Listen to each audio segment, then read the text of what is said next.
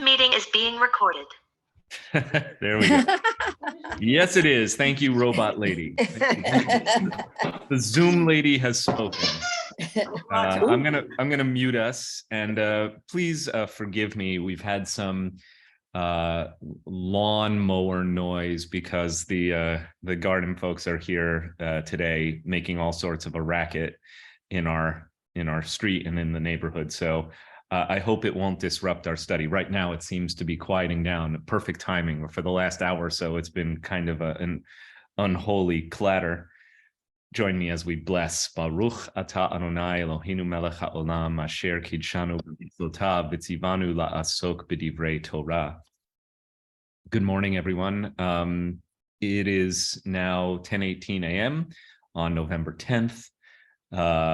We gather today as the world commemorates the pogrom of November 1938, known in the world over as Kristallnacht, the night of broken glass, last night and today, which really was a harbinger of the Nazi terror to come for Jewish communities all over Germany and, of course, Europe. So this is a solemn commemoration, and it will be acknowledged before Kaddish at services tomorrow night as well. I'd invite you to join me as we take a moment of silent remembrance for the victims of Kristallnacht and of the Shoah in general.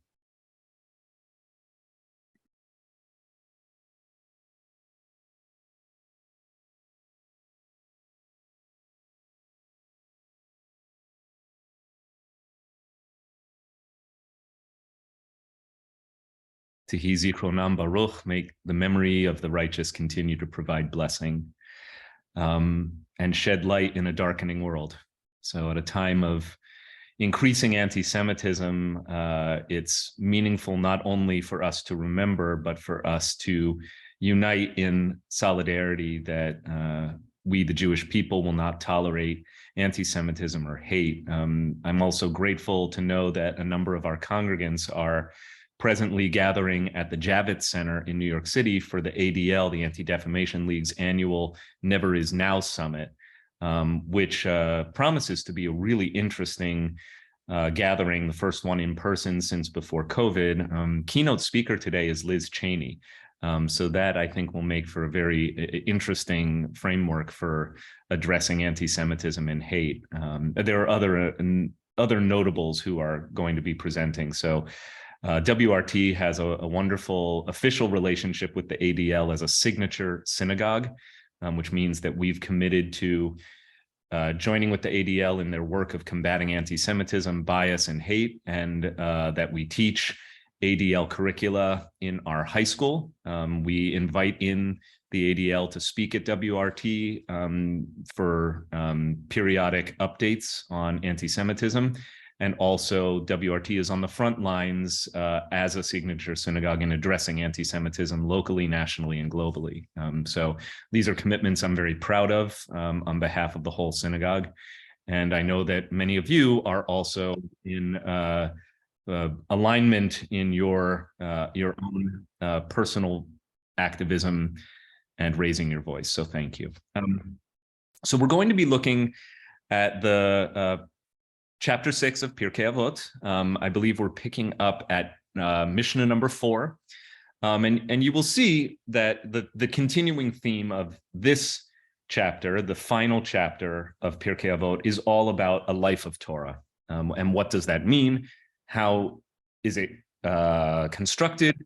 And what spiritual benefit does it provide?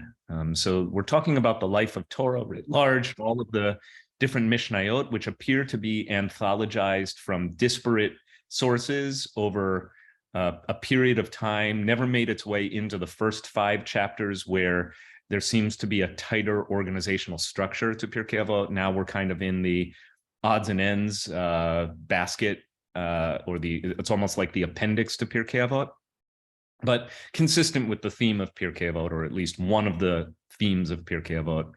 The life of Torah, a life of commitment to the study, learning, and practice of Torah, is the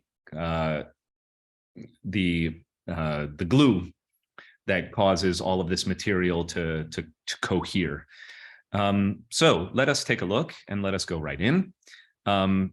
Chapter 6, Mishnah number 4, Pirkei Avot. Starting in the Hebrew, Kachi darka shel Torah. So kach is Hebrew for thus or such.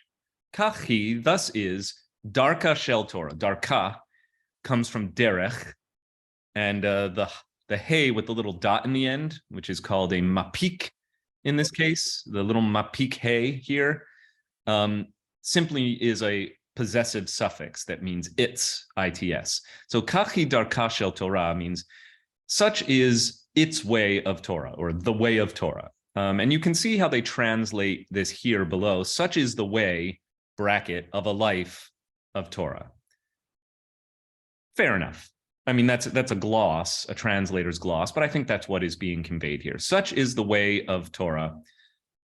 Pat b'melach tochal. So pat means a slice of bread. It's the same root as pita. So pita bread is actually just another way of saying bread. Pita is a biblical term that means bread, or pat. Pat lechem means a slice of bread. Pat b'melech tochal. You should eat a slice of bread with salt. How many of you have ever given or received the traditional Jewish housewarming greeting or gift of bread with salt? Right. Okay.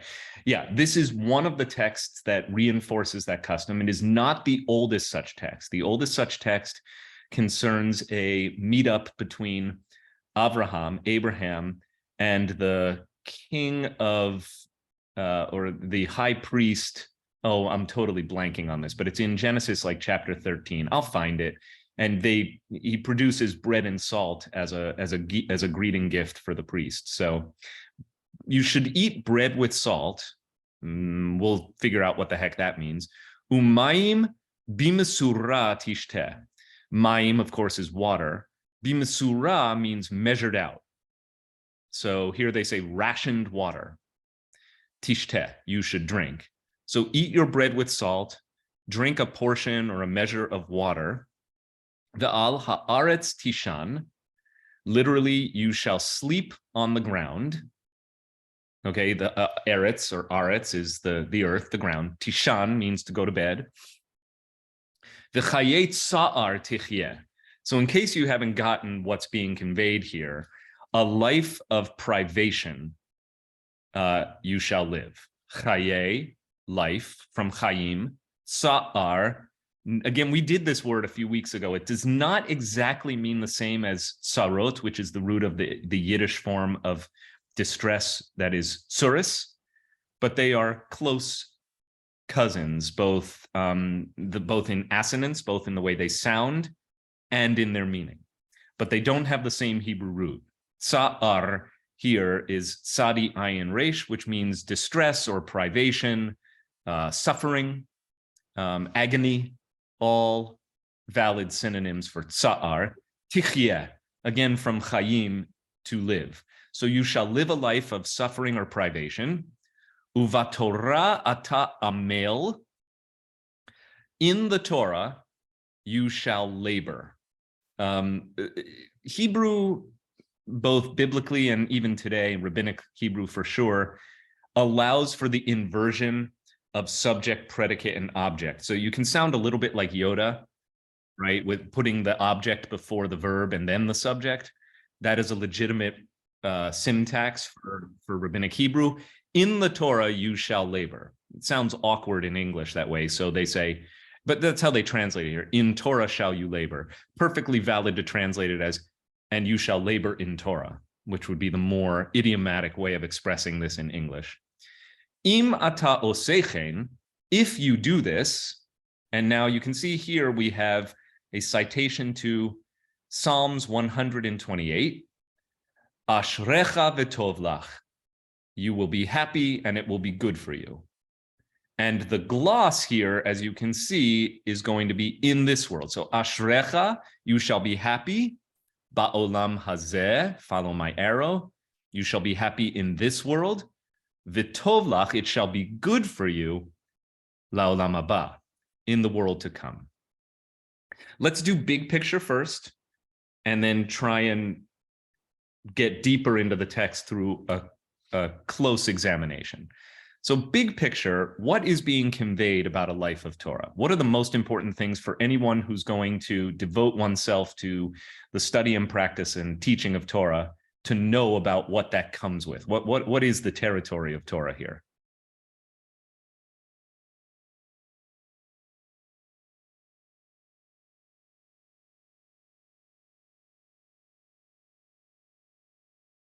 Okay, Trish. It feels like you just have to take care of the things that you need to do to stay alive, and then spend the rest of the time studying Torah. Okay, so one implication may be that, obviously subsistence is encouraged, and one's basic needs for food, shelter, and though shelter is even questionable because it says you shall sleep on the ground. So take care of the basic needs perhaps, but a life of Torah actually is one in which it is your primary pursuit. And let's enhance our understanding here. What else did you observe about what the Pirkei Avot is advising about the life of Torah here? Dad, why don't you take the next shot at this? Well, I was going to say that considering you, who like a nice bottle of wine and a comfortable bed, had you read this passage in college, would you have gone to rabbinical school? Right. It's very funny because, I talk about this all the time. In fact, just yesterday, I was on a Zoom with a wonderful 24-year-old woman who grew up at WRT, who now is at Harvard Divinity School, getting a master's in biblical studies and feminist studies, and wants to work as a rabbi, wants to pursue ordination as a rabbi at the intersection of Judaism and feminism, which is a fascinating field. And, part of the conversation was around, well, what kind of a life do you want, and how much does it matter to you that you are earning an income where you can provide for all of your own needs? How much is financial security and financial independence important to you? And the answer is very much. And my response is that is attainable by becoming a rabbi. I don't think that most people choose the rabbinate in order because it is lucrative. I don't think that anyone I know went into the rabbinate in order to make a buck. On the other hand, most of the rabbis I know believe that it is possible to live like a mensch, right? To have a comfortable enough life that you're not in a state of privation.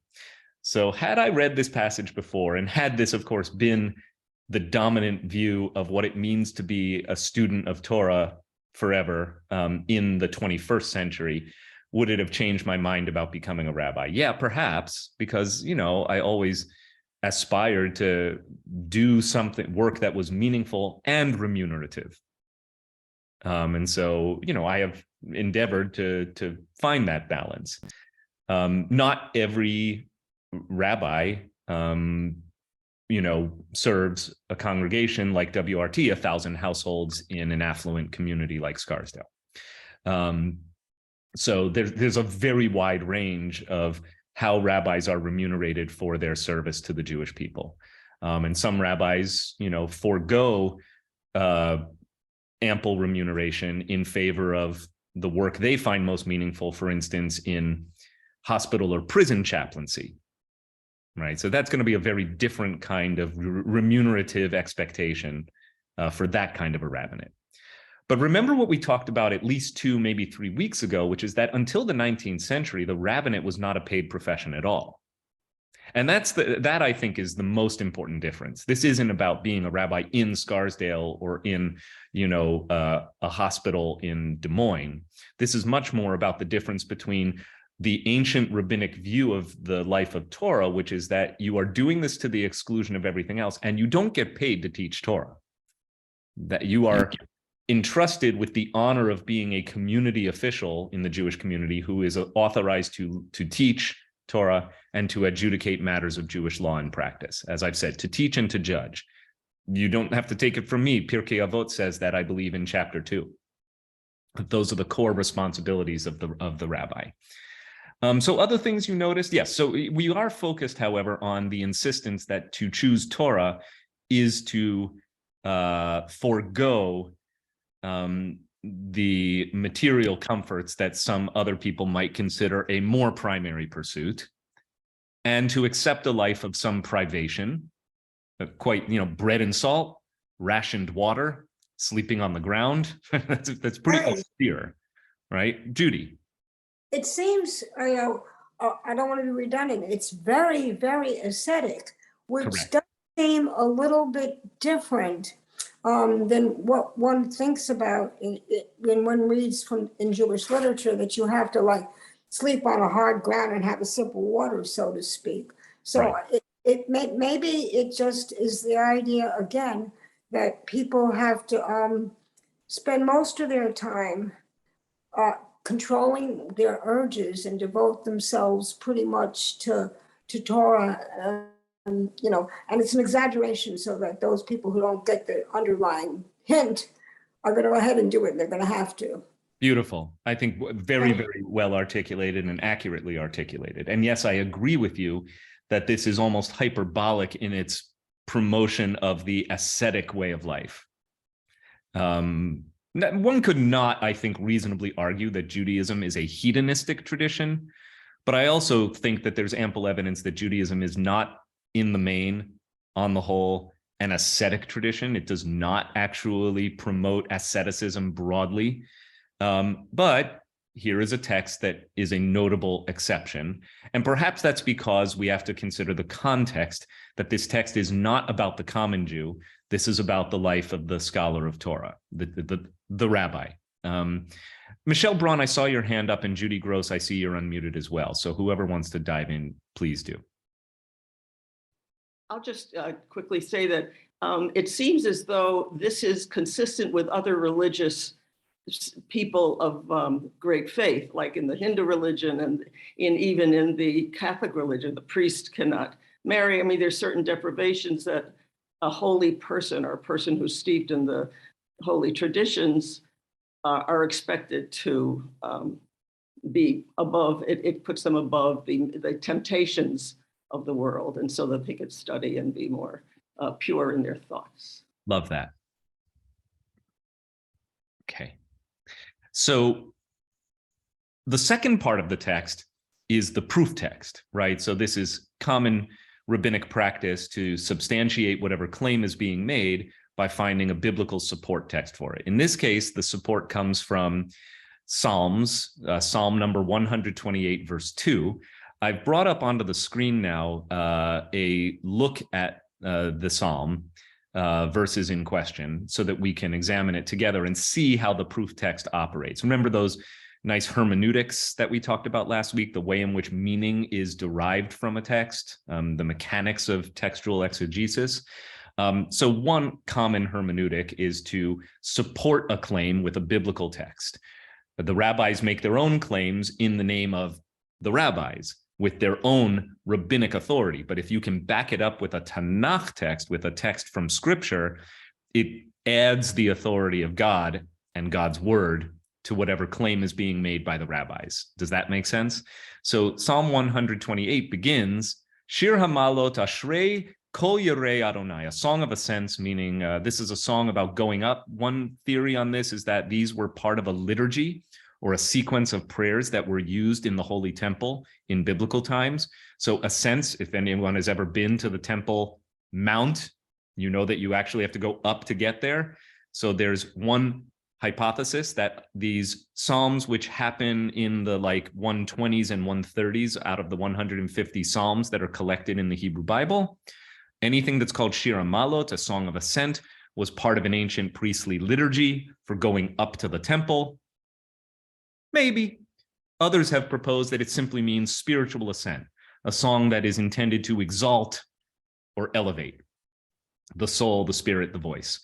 So happy are all who fear the Lord, who fear Adonai, haholech bidrachav, who walk in God's ways, right? There's the way again, derech, meaning not just a physical path, but a spiritual, religious path. And then here's the verse that's being used by the rabbis to proof text their claim about the life of privation of Torah. It says, Yigia kapecha ki tochel.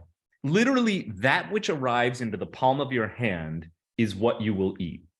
That's literally what it says. Here they say, you shall enjoy the fruit of your labors. That is a highly idiomatic translation. The literal translation is that which arrives in the palm of your hand is what you shall eat, right? So, or that which you produce with your own labor, your handiwork, will nourish you, which I think, again, I told you last week and the week before that if you're doing proof texting, if a proof text is brought in a rabbinic text like Pirkei Avot, the work is to go back to the source, take the extra time and look at the verse in its context. And this really helps you, right? So the path of reverence before God, here they use the word fear. I like the word awe or reverence. Those who fear or revere God, who follow God's ways, who walk on the path of God.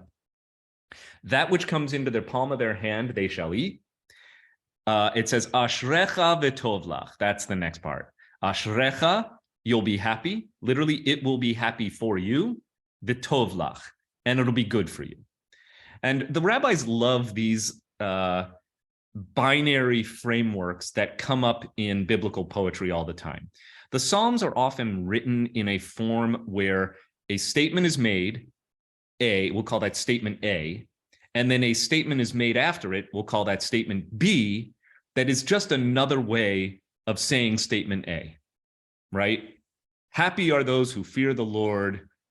All who fear God are happy. That's the most redundant, but that's a very, if you wanted to just speak in like faux Psalmaic English, you would do a lot of that and say, right, you know, my enemies surround me all about, yea, they torment me from every side.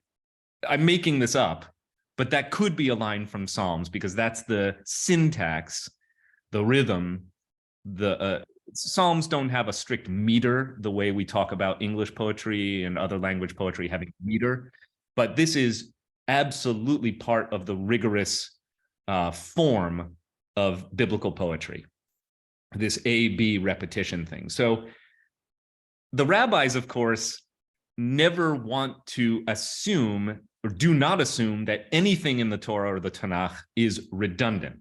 So if the Scripture appears to say the same basic thing twice, it actually is that A has its own meaning and B adds something new. It's not only there for emphasis.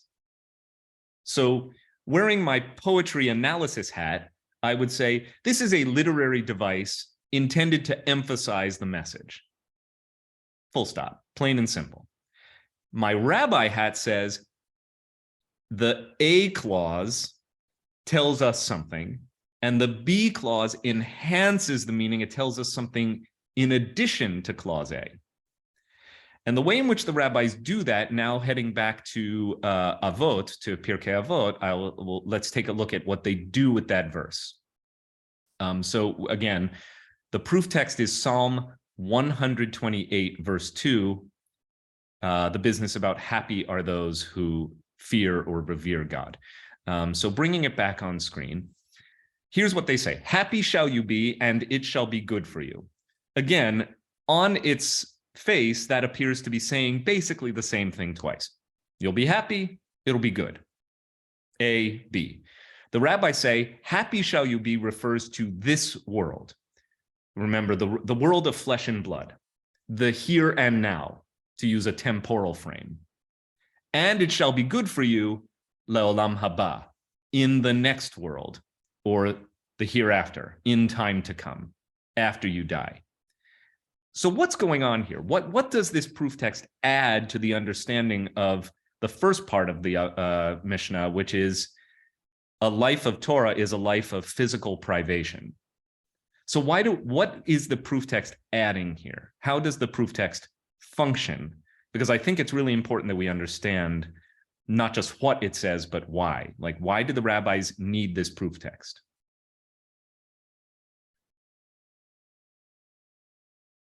Okay, Dad, give it a shot. There's nothing in the proof texts in the proof text that suggests that the way of Torah is a life of privation. Right. So I think the rabbis are teaching their students that you're going to have a life of privation. They're putting that out there as a given. And then they're coming back and saying, well, let me sweeten it here a little bit by proving in this text that it's actually going to be good for you in this life, but even more importantly, it's going to be good for you ha'olam haba. Exactly right. Great. A gold star. Gold star for that understanding of the text, right? So this is the sweetener. We've just kind of like scared you off from going to rabbinical school. Who would want this? I'm going to sleep on the ground. I'm going to eat bread and salt and rationed water for the rest of my life. Thank you. Sign me up for investment banking. Instead, sorry, I serve a particular community. Instead, what they say is, but if you do this, the reward is a joyful life or a happy life, right? Despite privation.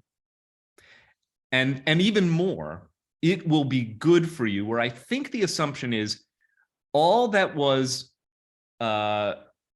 deprived to you in the here and now, you will be rewarded in the hereafter. Remember that in the rabbinic imagination, I know we've talked about this extensively, but it always bears repeating.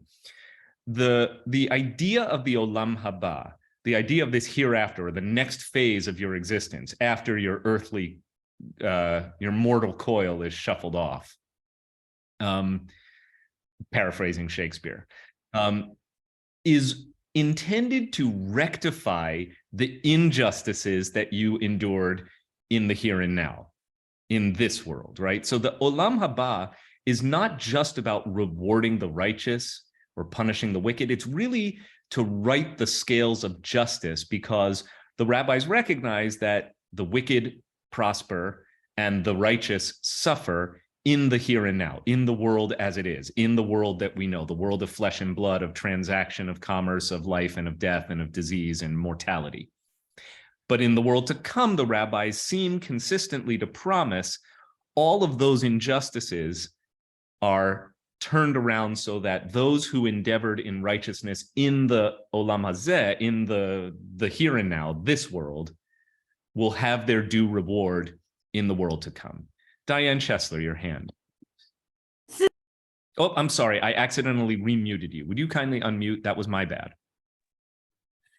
And does this have anything to do with the practice of supporting a rabbi in the community who does nothing but study?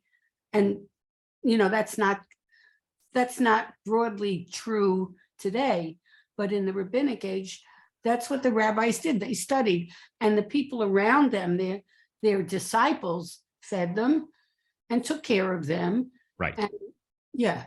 Yes, I believe that it has everything to do with that understanding of how the rabbi functioned in ancient society, and even in Haredi society today. It doesn't say so explicitly, but the expectation became that in Jewish societies, in Jewish communities, a community welfare structure would take care of the rabbi so that his, always his, not hers, labors could be at least acknowledged and allowed to continue without the rabbi having to devote the principality of his, the greatest portion of his time to earning a living. Now, having said that, again, rabbis still found other ways to earn income.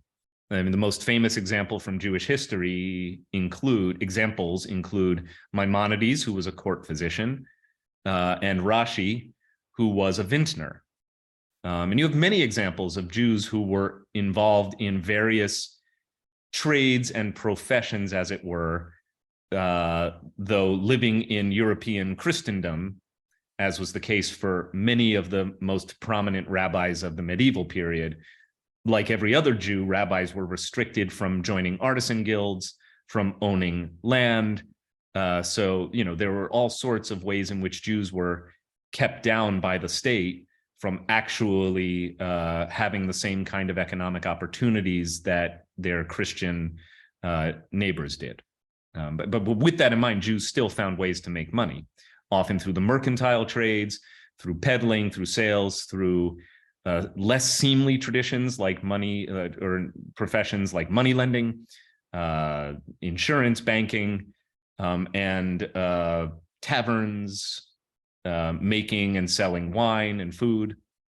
Those were not restricted to Jews. Slaughtering, kosher slaughter, butchering. Okay, let's move on. That's enough on the life of Torah, but except it's not.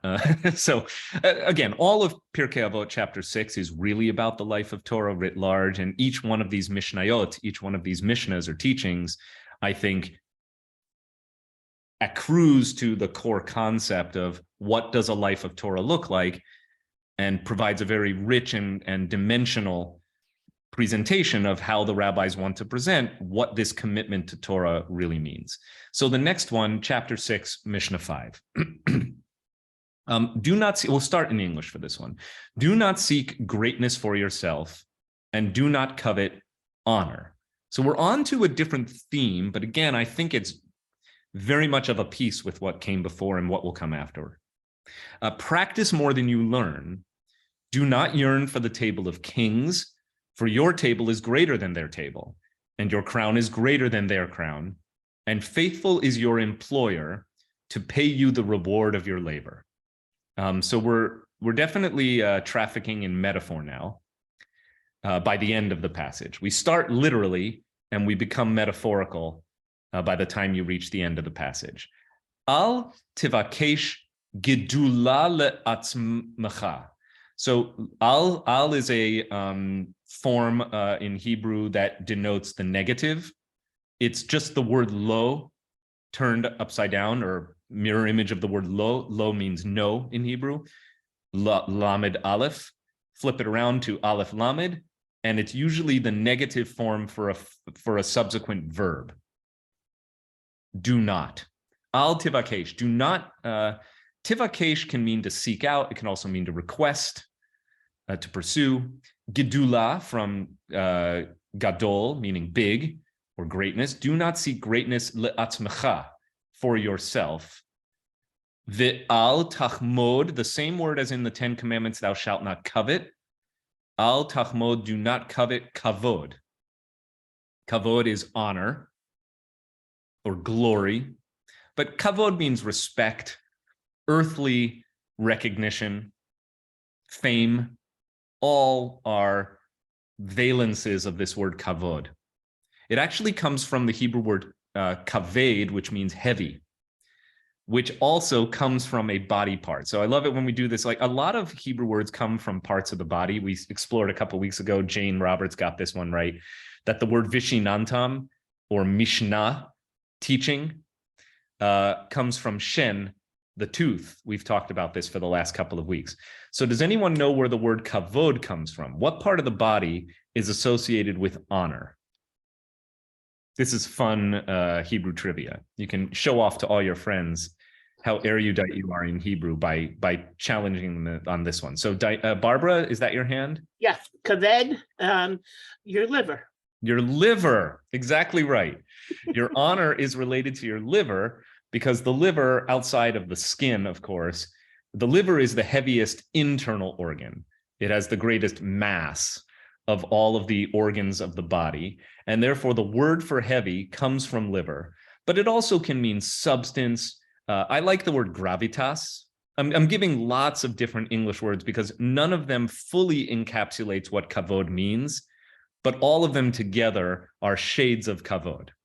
Respect, honor, glory, gravitas, weight, seriousness, all of those are conveyed by that. And so, yes, the organ is your liver. That is probably not what you would have guessed if you don't know Hebrew the way Barbara does, but that's why we have Barbara teaching Hebrew at WRT right now. Exactly right. Do not covet honor or kavod. And then it goes on to say, practice more than you learn. Yoter milimudcha aseh. Literally, more than you learn, thou shalt do, you shall do. Which is really interesting because there are a number of rabbinical debates around which is more valuable or more precious or more esteemed in Jewish life, learning or doing. And in this case, by the way, there is no answer. There's no definitive answer because the rabbis go back and forth on this one. Some make the case, as this text does, that the doing is actually the more important thing. Practice or do more than you learn, which would seem to suggest that the entire point of learning, and specifically not just reading, writing, arithmetic, but Torah learning, is so that you can go out there and live it.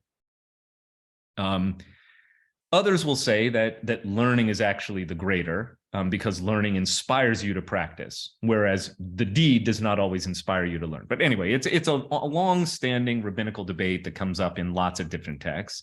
So practice more than you learn, and then just completing the text that we've looked at. Ve'al tit'aveh l'shulchanam shel melachim. Do not crave. Tit'aveh comes from a word meaning to have a strong appetite. It's the same as the word Pirkei Avot. You may have heard or used Pirkei Avot before you. Pirkei Avot is Jewish or Hebrew for bon appetit, with good appetite. Literally, it's a nice thing you say to, invite your friend or friends to chow down. Pirkei Avot, bon appetit, enjoy. But it comes from the word for appetite. Tit'aveh, do not have an appetite for the tables of kings, melachim from melech. Sheshulchancha, your table, gadol mishulchanam.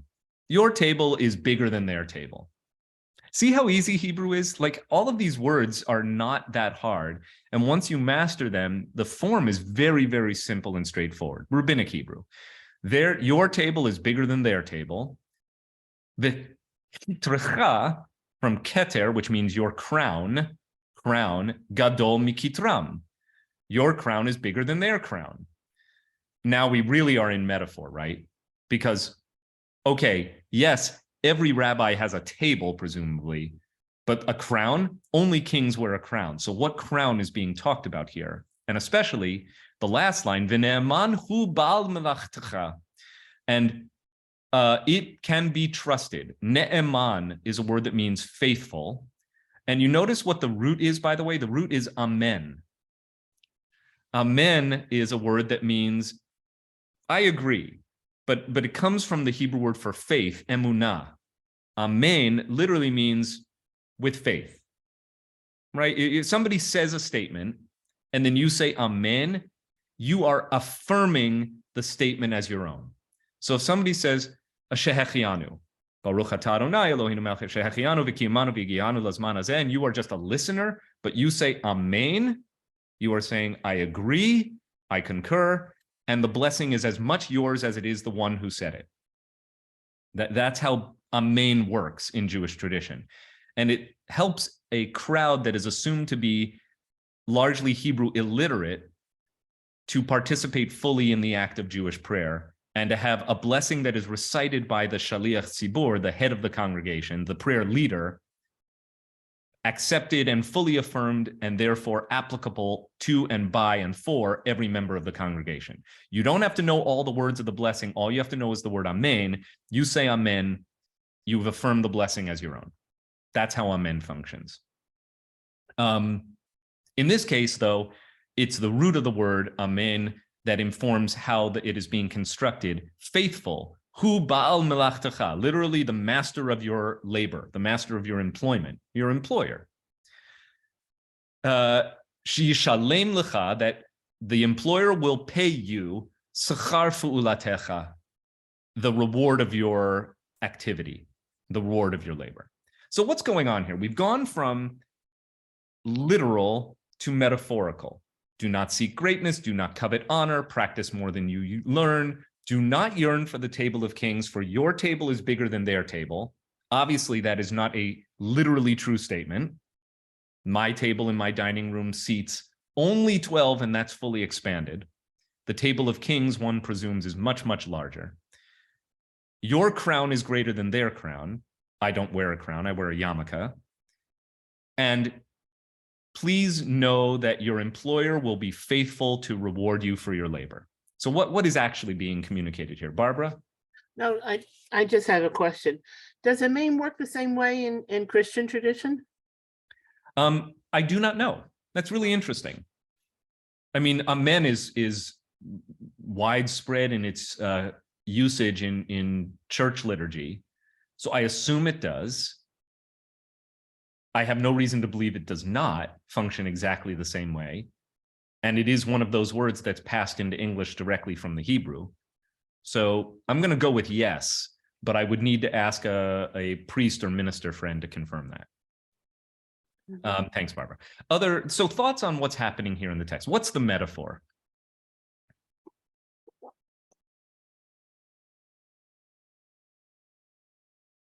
What's the table? What's the crown? What's the employer? Who's the employer? What's the reward? That's another way of asking this question.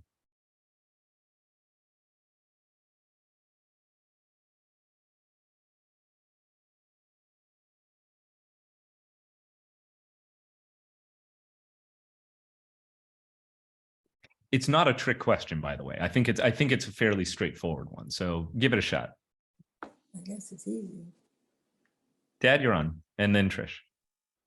Well, it's, the table is the way of Torah. It's the life that we're putting out here for you. This is your portion in the world. And although it comes directly after the description of your life of being one of privation, this is another way of taking that, to a different direction and saying that, albeit a life of privation, it is still a greater life than the life of kings. Thank you. Yeah, I couldn't have said it more eloquently myself. I think that's exactly what's being promised, and that there's earthly kavod, there's earthly honor, there's earthly remuneration, riches, but there are spiritual riches and spiritual honor to be obtained by setting a different table. Not for nothing, by the way, the image of the table is one that is sticky or persistent in Judaism, so much so that the primary code of Jewish law on which all modern halacha is based, the Shulchan Aruch, the great 15th and 16th century codification of Talmudic halacha, Jewish law, means the set table. Shulchan Aruch, literally, shulchan is a table or a desk. The set table, right? This is what we're laying out for you. This is your feast. It is not a feast that is necessarily going to make it an easy thing to fill your belly, nor is it going to provide you with the kind of public recognition and esteem that is accorded to earthly royalty, but it will elevate you spiritually, and it will nourish you both intellectually and at the soul level. And I think that's exactly what's being promised here. Let's hear from Russell and then Arlene, please.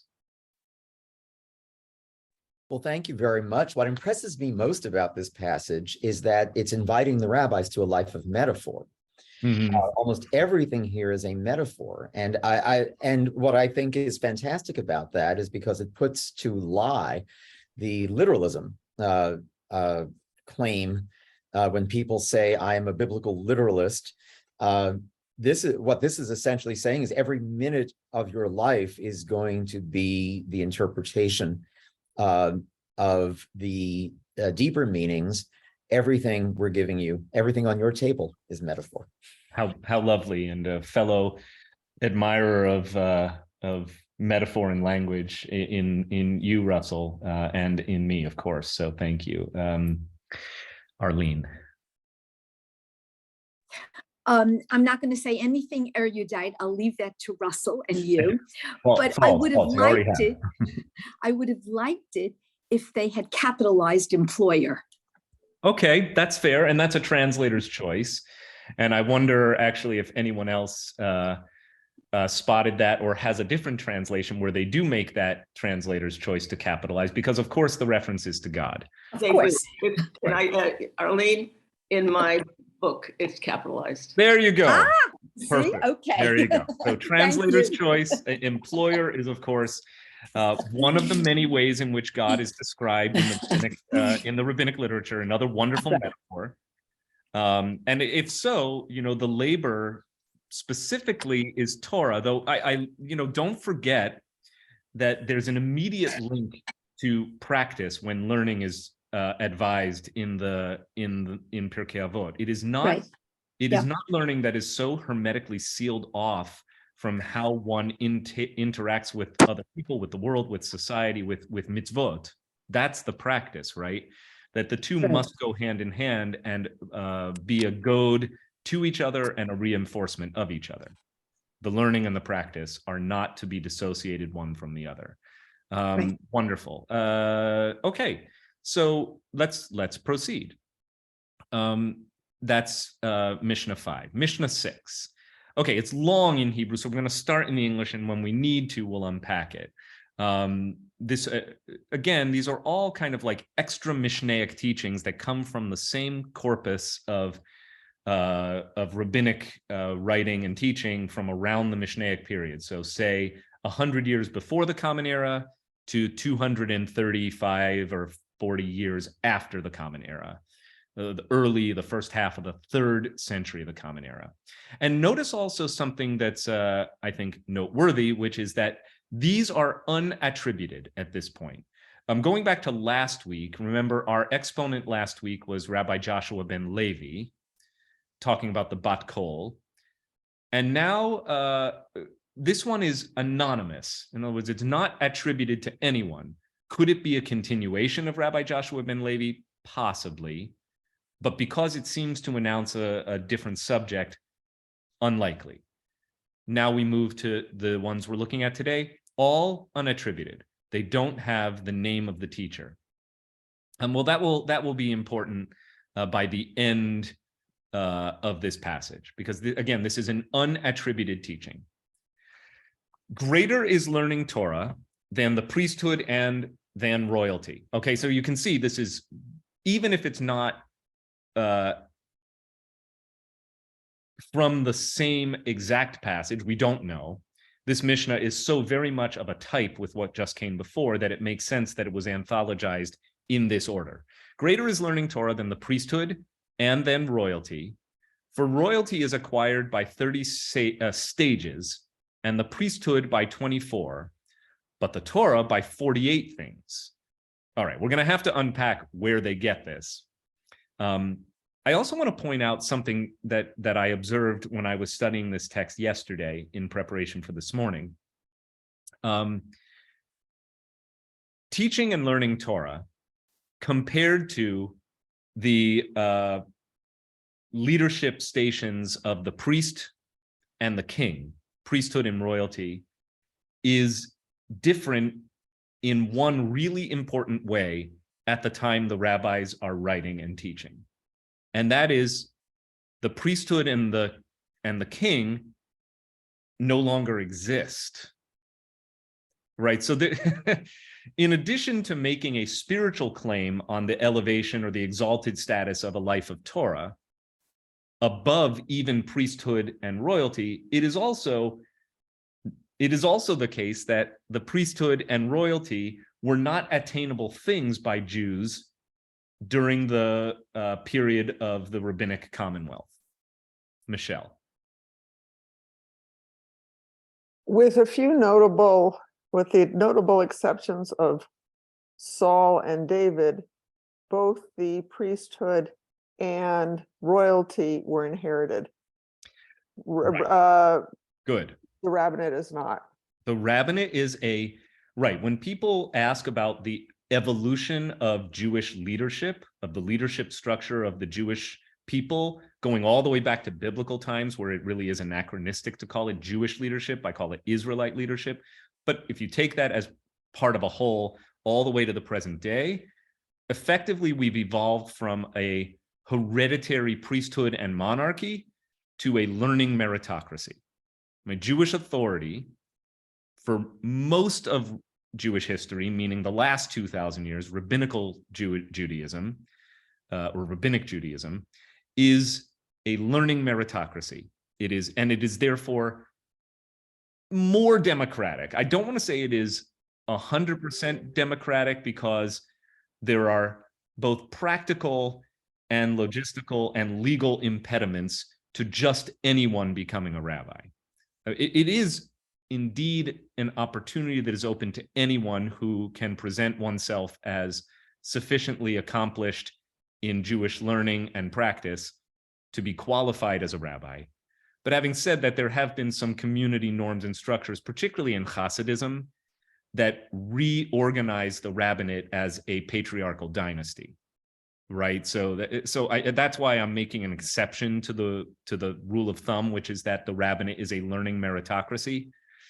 Yes, but there have been examples throughout Jewish history and Jewish civilization writ large of the rabbinate not being a learning meritocracy, being a hereditary patriarchy. Okay, but that I think is still the exception to the rule. Hasidic dynasties are not necessarily the dominant condition of how one becomes a leader in Jewish community life across Jewish history and Jewish civilization across the globe. However, yes, that's really important, that what's being identified here is that the life of Torah, the life of the rabbinate, is fundamentally different in certain ways from the life of priesthood, the life of kingship. Okay, so let's move back into the text now. There is this claim made that it takes 30 things to qualify you as a king, 24 to be a priest, but you need 48 qualities to be a good rabbi, to be a good teacher of Torah, or a learner of Torah. Here they are: study, attentive listening, proper speech, an understanding heart, an intelligent heart, awe, fear, humility, joy, attending to the sages, critical give and take with friends, fine argumentation with disciples, clear thinking, study of scripture. I mean, I'm getting exhausted already. This is like an impossibly tall order, but we'll go on. We've only done like 12. Minimum of chatter, I fail. Minimum of pleasure, minimum of frivolity, I fail again. Minimum of preoccupation with worldly matters, I fail a third time. Long suffering definitely doesn't describe me. Generosity, faith in the sages, acceptance of suffering. Bracket. Learning of Torah is also acquired by one, and they're just doing that because the syntax is a little bit overly elliptical in the Hebrew, right? It's changing the syntax. So you have to understand that in addition to the following, or to the preceding attributes, character traits, we're now going to go into behaviors that distinguish the learner or the scholar of Torah. One who recognizes his place, who rejoices in his portion, who makes offense about his words. You can ask questions about any of these. Who takes no credit for himself, who is loved, who loves God, who loves creatures, meaning his fellow creatures, which means humankind, not my cat, who loves righteous ways, who loves reproof, means who invites critique, not who loves being abused or treated, maligned, but one who accepts that critique is part of being a Torah scholar, who loves uprightness, who keeps himself far from, I would put in bracket, earthly honors, who does not let his heart become swelled on account of his learning, who does not delight in giving legal decisions. I love that one, by the way.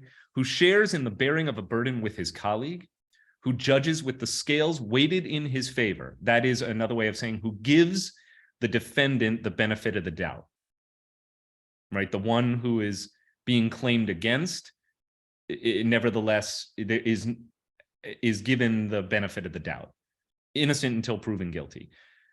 The judging role of the rabbi is being raised here, who leads him on to truth, who leads him, meaning the other, on to peace. So this is your effect on other people, who composes himself at his study, who asks and answers, who listens to others, and himself adds to his knowledge, constantly learning, who learns in order to teach, who learns in order to practice, who makes his teacher wiser. I love this one, by the way. All of you qualify. Who is exact in what he has learned, and who says a thing in the name of him who said it. This is a very important Jewish precept, and it's fascinating that that's the last one. That is presumably the ultimate, not just in order, not just in the sequence of these attributes and behaviors, but one might speculate in importance.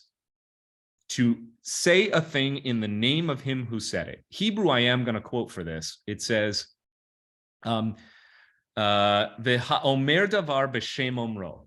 Very important Hebrew phrase. Omer davar b'shem omro. Literally to quote in the name of the one who said it. We haven't seen this explicitly written in the rabbinical literature until here. It's a really important Jewish precept, though.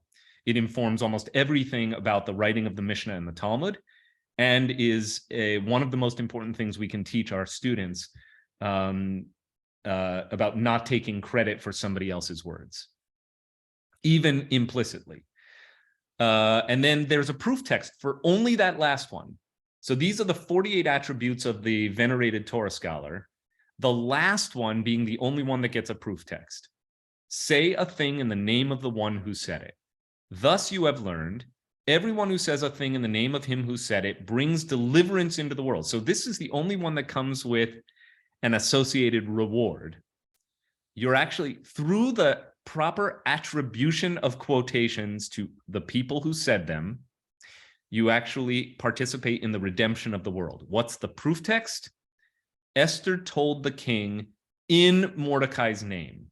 And if you're looking at the verse here, this is when the plot against the Jews is being whispered about. So just looking at the previous verse here, Esther is now in the palace, and she does not reveal that she is Jewish. That's verse 20, as Mordecai had instructed her. So she's clandestine Jew in the palace of King Ahasuerus. For Esther obeyed Mordecai's bidding as she had done when she was under his tutelage. At that time, when Mordecai was sitting in the palace, Bigtan and Teresh, two of the king's eunuchs who guarded the threshold, became angry and plotted to do away with a king Ahasuerus. So the plot is not Haman's plot. This is a secret plot of a coup d'etat by the palace guards against the king. Mordecai learned of it and told it to Queen Esther, and Esther reported it to the king in Mordecai's name. And of course, she's rewarded for this. She exposes a plot against the king, and Bigtan and Teresh are nixed, and she is now in the good graces of a king Ahasuerus, which sets her up to reveal the even more dastardly plot that will be hatched by the king's prime minister, Haman, to do away with all the Jews on the day that is selected by the drawing of lots, or Purim. That's the Purim story. But the takeaway, you might not have known this, is a great takeaway, that when Esther reveals the plot of the eunuch's proposed coup d'etat against the king, she does it in Mordecai's name. She says, here's what Mordecai told me. She doesn't take credit for this discovery herself. And for that, the reward is the salvation of the people. Okay. There's a lot going on here, and I think that if I'm going to ask you to comment or ask questions, it's important that we bring the text back up on screen. So please allow me to do that, because we've got these many qualities that are associated with the one who is to be acknowledged as the exemplar of a life of Torah. Bringing it back on screen here. Thoughts or comments or questions? What strikes you about this laundry list of qualities, either individually or taken as a whole? Okay, we have a couple of raised hands. I'm going to acknowledge my dad first, just in the order I see you on screen, and then Trish after you, please. The phrase that stuck out to me was build a fence around your words. Could you unpack that a little bit? Yeah, wonderful. So looking, it's right kind of like 2/3 of the way down. Yeah, there's a lot here, by the way. Like, I can't even show the whole thing on the screen. Makes a fence, it's about the halfway point, makes a fence about his words. Going back to the Hebrew for this is it's such a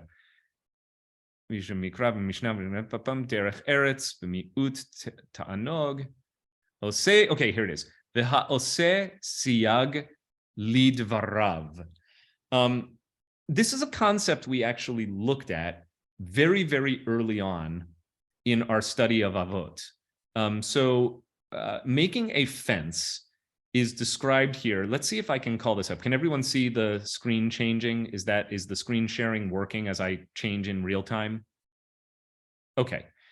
The very first Mishnah in Pirkei Avot, Moses received the Torah at Sinai, and so you got to go back like 2 years or a year and a half when we first started this long form study of Avot.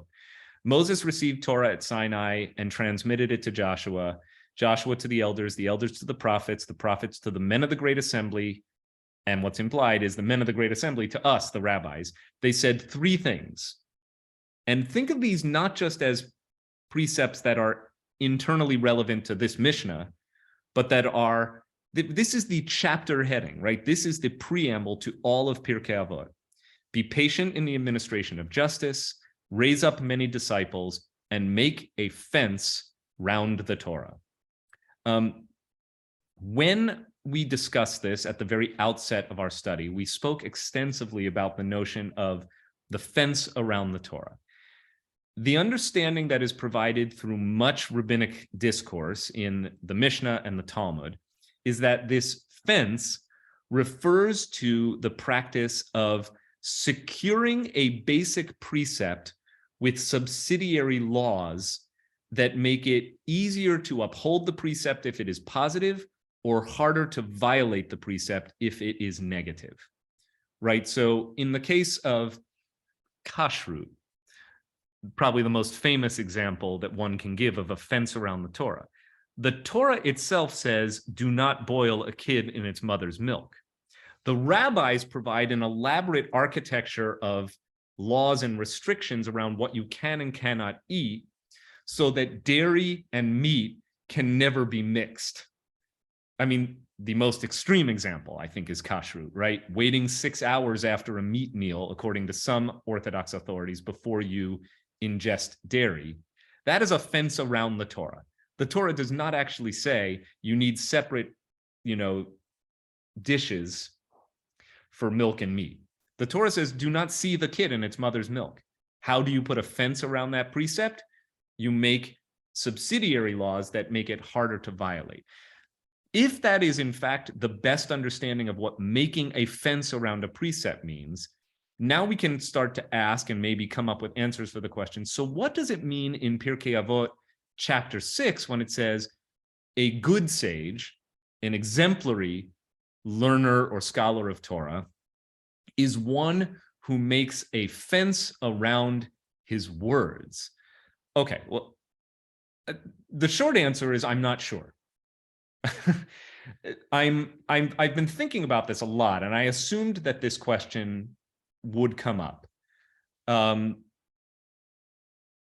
think that for me, my take on what it means to put a fence around one's teaching or around one's words, for me, means to remove all possibility of ambiguity or misinterpretation. That is at least from my personal experience. And I wasn't able to find much on this in the traditional commentary. But I think that what is being connoted here is the responsibility that the rabbi has to teach in such a way so that one's words cannot be misinterpreted or misused. Because a rabbi's teaching has certain power and authority. And therefore, there's a disproportionate burden of responsibility on the rabbi to teach in such a way so that no error can be made in how it is heard and understood. I'm encountering this right now in a particularly unpleasant way around some things that I said 2 weeks ago at a meagerly attended but meaningful dialogue with Daniel Sokach, who is the CEO of the New Israel Fund, which is a liberal Zionist organization. And I'm continuing to get blasted by a person who was in attendance, and I'm not going to name names. And part of what I realize is going on is that my words were misunderstood. That when I said one of my core commitments as a rabbi is never to teach a child something that he will later have to unlearn. And therefore, when I take students to Israel, it is my goal to expose them to the realities and complexities of Israel before they ever set foot on a college campus. Somehow, I seem to have left open the possibility, or maybe I'm being a little too hard on myself. Somehow, it seems that a door was left open just a crack wide enough for a congregant to conclude that this means that I am training students to practice BDS on college campuses. Okay, perhaps not. Perhaps just part of the deal of being a rabbi in large congregational life is that some things you just can't win and you can't please everyone. And that this too shall pass. So I stand by what I said then, and there's even a video record so that anyone can go back and see what I said. Nevertheless, based on what I have heard repeated back to me, it's clear that my words were misunderstood. And for me, it does underscore the constant vigilance that I try to enact when speaking, so that it can't be quoted back to me that so that I can't be misquoted back to my face. And this happens a lot, by the way. I once gave a sermon about fear, sorry. I once gave a sermon about religious extremism on the high holidays. It was back when I was the associate rabbi of the congregation. So we're going back like 15 years or so. I think it was 2006, so 16 years. I don't know, it was a long time ago. And I talked about how vile it is that people would take up guns and shoot doctors who provide abortions. Like that kind of extremism is vile and whatever. It was some kind of polemic against that kind of extremist behavior. Just because you believe that life begins at conception does not authorize you to murder abortion providers. And you would think that that is like not a particularly politically dangerous thing for a rabbi to say. And yet somebody came up to me after the sermon and says, I can't believe that you just gave a sermon in favor of abortion. And I said, that certainly wasn't my intention. That isn't what I wrote. That isn't actually what I said. But I did learn at a fairly young and tender age as a rabbi that people will hear things that are very different from what you thought you said. And a lot of this text, by the way, this feels like a rabbit hole, but I want to share with you, I don't think it's a rabbit hole. I think that this is actually very much, if you look at the text, so yeah, I'm going to bring this back to Pirkei Avot because I certainly don't wish to indulge in a kind of a long lament about how hard it is to be a rabbi. That's not my point. My point is that the rabbis of Pirkei Avot are very attuned to the challenges of teaching Torah, the challenges of living Torah, the challenges of being the rabbi. And so many of these are about not being misperceived, at least in terms of attentive listening, proper speech, this whole business about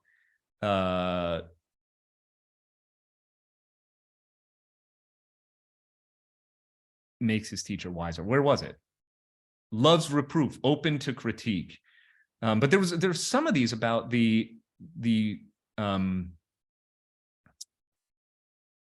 fine argumentation, clear thinking. Where's the one though that we were just looking at? Where's the fence? Makes a fence about his words, right? I really think that this is about the obligation to speak very clearly. And then of course, at the end, exact in what he has learned, and who says a thing in the name of those who said it. Always quote your sources. So I view these as sacred commitments that rabbis have to endeavor at their level best to uphold. And really, really some of the lived challenges of the rabbinate, at least from personal experience, have are reflected in this text. Trish, please. So my initial reaction to this directly connects with the power of words, because I think all of these writings are very pithy, and then we go on to talk about them at great length. So I think all these words are important. I'm wondering why the heck 48? I mean, I'm fascinated by the structure of Torah, the structure of this, that there has to be a reason, or maybe there isn't, and they're just pulling a fast one on us. And we spend a lot of time talking about things that don't really matter, like why 48, or why royalty 30 stages, or why the priesthood 24. But let's say 48. So why the heck 48? Did we discuss all of these somewhere in Pirkei Avot already? Are these just like the greatest hits of Pirkei Avot? Or are there some ideas here that we haven't seen before? There's been so much in all of this that they could very well all be something we've discussed somewhere else already, and we're just being reminded. And this is like nice compact list. You know, one last reminder, this is the good stuff. Right. Okay, so let's go back before we go forward. Thank you for the great question, Trish. Let's talk about the 30 and the 24, because that's the order in which this text presented it. The Mishnah begins by stating that royalty is earned or attained through 30 stages. And the word for stages, by the way, is ma'alot, which literally means steps, from aliyah, to go up. So there are 30 stages for attaining royalty, or the kingship. The commentators, the rabbis in the Talmudic literature, take this to mean that there are 30 special rights or privileges that the king and only the king has. Some of them are listed elsewhere in the Mishnah, but nowhere else in Pirkei Avot, so no, you didn't miss anything. You have to look in Mishnah Sanhedrin, which is about governance and court issues. And some of them actually the rabbis pull from the Bible, but it seems to be a fairly arbitrary thing that the rabbis are doing. They do assemble this idea of 30 special perquisites or rights or privileges that the king and only the king would have. 24 stages of the priesthood, again, the same word ma'alot, which means levels or stages, but can also mean elevations or perquisites, perks. These are identified in later rabbinic literature as the 24 different types of things that they receive as gifts from the Israelite community, which are all found in the Bible under the various sacrifices, offerings, and gifts. And so there are 24 things, the rabbis claim, that are listed as gifts to the priests. However, both the ma'alot, or stages or gifts or perks of royalty, and the ma'alot of the priesthood seem only to be used here as a kind of straw man argument to elevate the study of Torah, for which the rabbis are now going to present you with a full 48. So I'm not sure that we should read too much into the specifics of the 24 and the 30 that are associated with royalty and priesthood. It's much more meaningful to look at it as a statement by way of comparison, right? A lot of things are great about being a king. Here are the distinguishing gifts or perks of being the king, the rights and privileges. A lot of things are great about being a priest. Here are the special gifts and sacrifices and offerings that the priests would accept from the people. But greater still is the privilege of being a Torah scholar, because here are the 48 attributes, behavioral characteristics that inhere, I-N-H-E-R-E, that are inherent in the one who is elevated by the study of Torah. Now, having said that, most of these feel more like burdens and responsibilities to me than positive. It's a mix, right? Because they also praise the acumen and the humility and the patience and the ability to learn from others and the ability not to take delight in judging other people. I mean, some of these do feel like burdens and some of them feel like privileges. But I think that, again, the other meaningful comparison is the one we have made throughout today's study between the material reward and the spiritual reward, the physical table of the king and the spiritual table of the rabbi, right? And extolling the pursuit of Torah as above even the more obviously honored positions of priest and king in Jewish memory and Jewish experience. Michelle, then Judy, please. Having just established that this is an opt-in rather than inherited, largely, I want to propose an alternative interpretation of the fence. Great. And that is that you shouldn't claim authority you don't have. Love that. And that's very consistent with other parts of this passage, including the necessity of quoting in the name of the one who taught you something, right? That this is largely about overstating one's authority as a rabbi too. And I love that interpretation. I think it is highly consistent with the surrounding context. Nice. Judy Gross. I think this applies to what you're just saying. Again, there's a little bit of a translation difference, which makes a lot of difference, as always. In my translation, it says making a protective fence around one's personal matters. Does that mean you as a person protects your own individual ideas and opinions, as opposed to acting as the rabbi and be careful and not to mix the two. And yet, how can you not be influenced by your personal ideas? It reminds me of when Sonia Sotomayor was up for the Supreme Court justice, and someone says, well, her experience will affect her judgment. I said, what? Of course your experience affects your judgment. So I don't know, it's a slight, but has some meaning to it, I think. Yeah, I love this. By the way, it is a translation of the text that is legitimately made possible by the fact that the word for words, divarim, also means things or matters. It's one of the most open-ended of all Hebrew words. So it can be a thing, a divar is a thing, a matter, an item, or a word.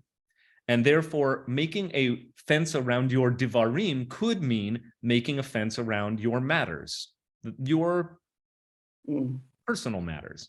I'm always amused when people see me at a rock concert in like jeans and a t-shirt. Like I go to the Capitol Theater in Port Chester, and because it's an awesome venue that brings really great talent to our area, no surprise, it is one of the places where invariably I run into members of the congregation if I go to a rock show. But people are always like, Rabbi, and I'm like, hi. They're like, you're here. And I'm like, yeah, so are you. And there's still a little bit of the assumption that the rabbi sleeps at the temple and always has his talis on. I know that's not true. And I would say at times struggled to embrace the built-in dichotomy of being a rabbi who does not want to be seen as unapproachable.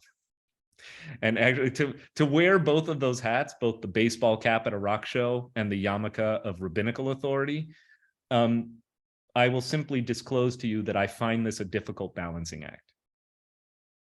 I do cherish what I do. I do view my work as more than a calling, as more than a job, rather. I view it as a calling or a vocation.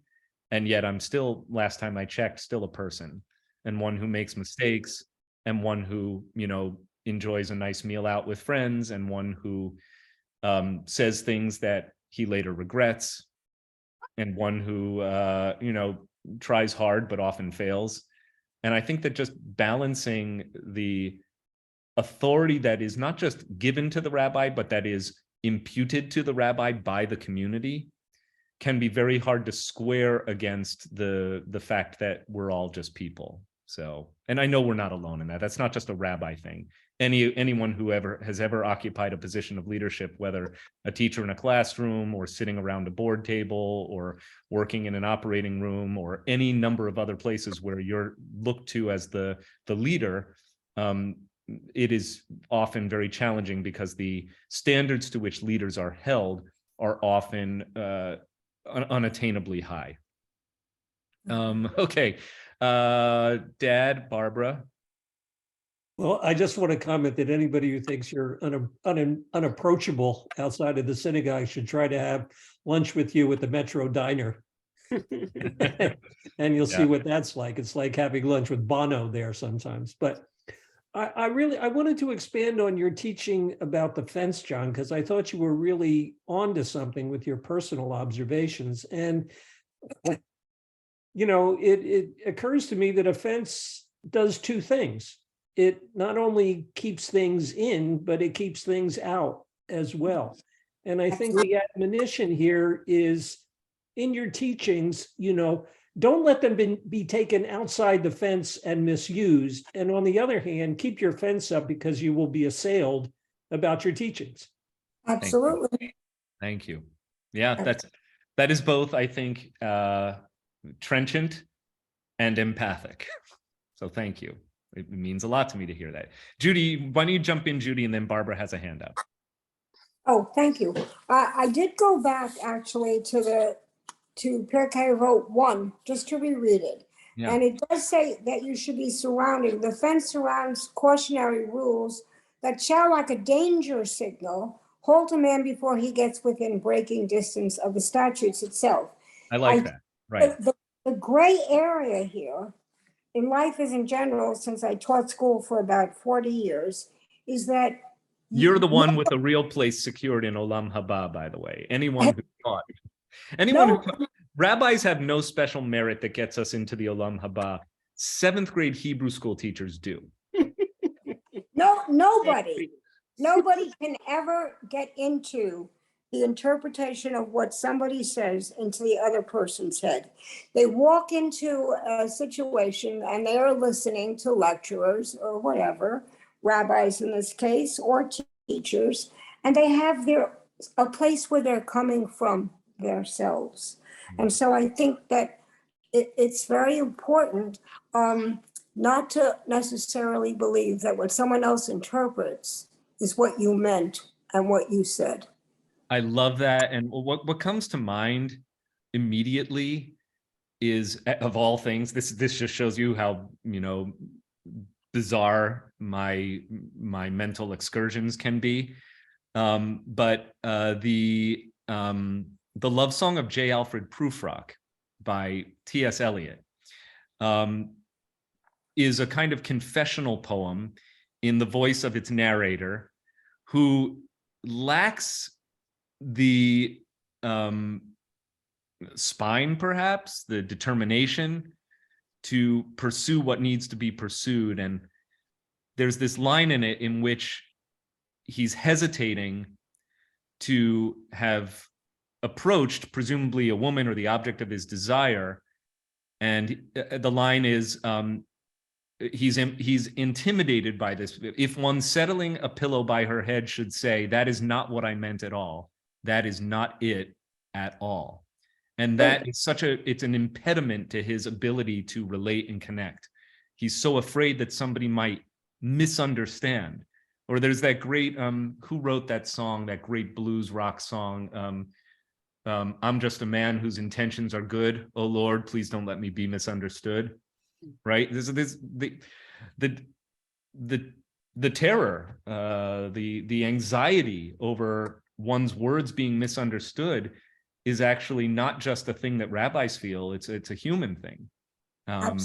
Thank you. And I think you have to know that people bring to their encounters, their relationships, and every conversation their own stuff, which means that what people hear and take away can often deviate wildly from what is actually said, intended, or meant.